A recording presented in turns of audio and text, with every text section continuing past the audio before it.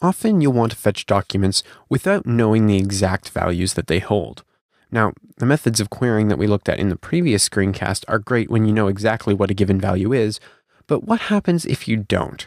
We're going to look at that in this screencast. Let's start out by thinking about our bookmarks database.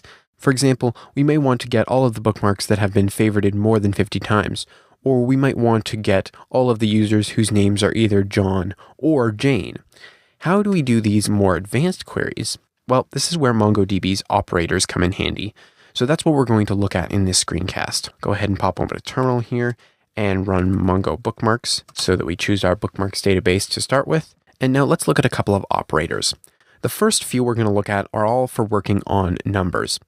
Let's say that we want to find all of the bookmarks that have been favorited more than 50 times. So we can say db.links.find.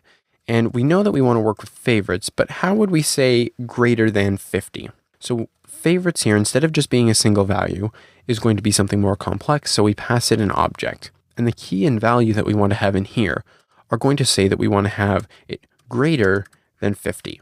Now, all of the MongoDB operators begin with a $sign, and then it's some abbreviation usually of whatever it does. This is the greater than operator, $GT. And as you can see here, we have favorites, and it's set to an object that is $GT:50.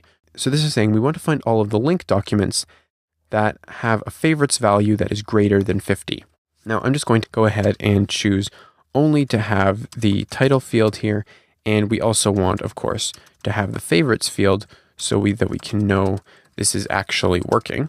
You can see that all of these values, if you go through them one by one, all of them are indeed greater than 50. Now, the problem here is that these are actually all of the documents. It seems that I didn't put any in that had fewer than 50 favorites. So let's go ahead and limit this to 150. And you can see here, okay, now this is only returning us, 7 different documents? So these 7 documents all have greater than 150 favorites. As you might imagine, there's also the less than operator, which is $LT. And I'm just going to switch this in the very same query.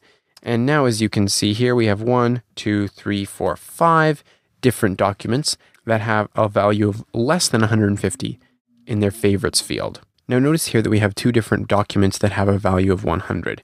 If I go ahead and change this to less than 100 instead of less than 150, you can see that it gets rid of those 2 documents. However, there's also less than equal to, and that is just LTE, as you might expect. And less than equal to will also include those 2 100 values in our return values. And of course, as you might expect, there's one more in this set, and that is greater than or equal to. And so this will return all of the values that are greater than, and it includes the 2 values that are equal to 100. Now, it's important to note that with a lot of these operators, there's no rule that says we can only use one at a time. Let's go ahead and find all of the favorites that are greater than 100, but are less than 300. All we do is to the favorites key, we pass an object that we set this object to the favorites key, and this object has 2 key values of its own. One is the greater than value, and one is the less than value. So as you can see, we want it to be greater than 100 and less than 300. So we're effectively creating a range here. And if I go ahead and hit enter here, you can see that we have 4 documents here that have between 100 and 300 favorites. Now, of course, in this case, this is exclusive, so we are not including any values that are 100 and 300. If we wanted to make it non-exclusive, we could say greater than or equal to 100 and less than or equal to 300. And now our 2 values that are 100 are included in this collection. Now, sometimes we'll want a field to match one of several different values. For example, let's say that we want to find all of the users that are either named John or Jane. Well, we could do this by saying db.links.find, and we want to find where their name.first is, and again, we're going to set this to an object. This is kind of the motif here that we use when working with operators. We're going to use the in operator in this case, and we're going to say that the values for name.first should be in this array, and it should be either John or it should be Jane. And that's really all we need to do. Let's go ahead and limit this so that we are only returning name.first. And now you can see we have 2 documents, one with the first name of John and one with the first name of Jane. Now, a lot of different operators have a negative form. The greater than operator that we looked at has a negative form in less than or equal to. The less than operator would have the negative form of greater than or equal to. In this case, the in operator has the not in negated form. So we can just add an n to the beginning here. So this is $NIN. And now we're going to find all the users whose name.first value is not John and is not Jane. As you know, this will return our only remaining user, which is Bob. So we can basically use this negated operator here to find the complementary set of documents in our users collection. Now, the last operator we're going to look at in this screencast is the all operator, $ALL. We're going to use this operator to match specific documents with arrays within them, and only the arrays that have all of the items we specify will be included. Now, to understand how this works, let's start by writing an example that uses the in operator that we just looked at. So we're going to say db.links.find, and we want to find all of the documents whose tag property has either the marketplace tag or the code tag. Now, remember what I said in the previous screencast about how our sub-arrays work pretty much the same as just a normal property that's just a plain string or number, for example.